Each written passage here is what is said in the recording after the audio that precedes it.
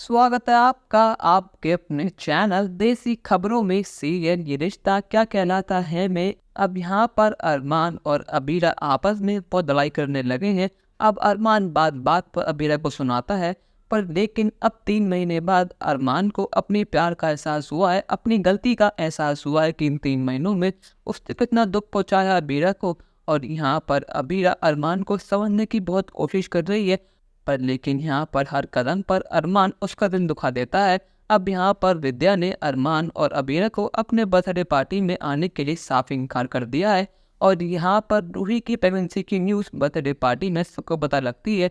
और इतना काफ़ी नहीं था कि अबीरा ने जो केक बनाया था उसमें अखरोट होते हैं, जिससे विद्या को एलर्जी है। अब यहाँ पर जैसे ही रोहित केक खिलाने वाला ही होता है, यहाँ पर अरमान विद्या का हाथ रोक लेता है। वो कहता है कि माँ, ये अबीरा ने आपके लिए बनाया है, पर लेकिन उसको पता तक नहीं था कि आपको अखरोट से एलर्जी है और इसने इस केक में अखरोट मिला दिए।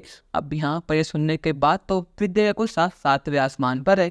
यहाँ पर विद्या कहती है कि अबीरा, आखिर तुम चाहती क्या हो? एक काम करो, मेरे खाने में जहर घोल दो, उससे अच्छा वही होगा ना।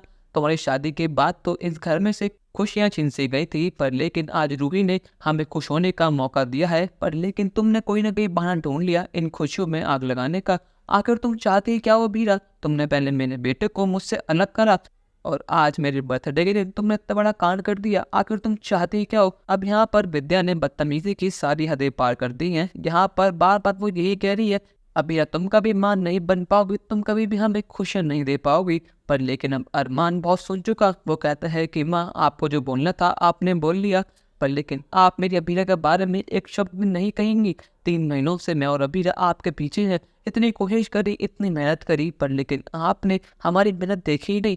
माफी की तो बहुत दूर की बात है, आपने हमें देखा तक नहीं। आखिर आप चाहती क्या है माँ? आप मुझसे कहें कि मैं घर छोड़ दूं तो मैं घर छोड़ दूंगा, पर लेकिन आपके प्यार के लिए मैं तड़प रहा था, पर लेकिन बस अब बहुत हो गया।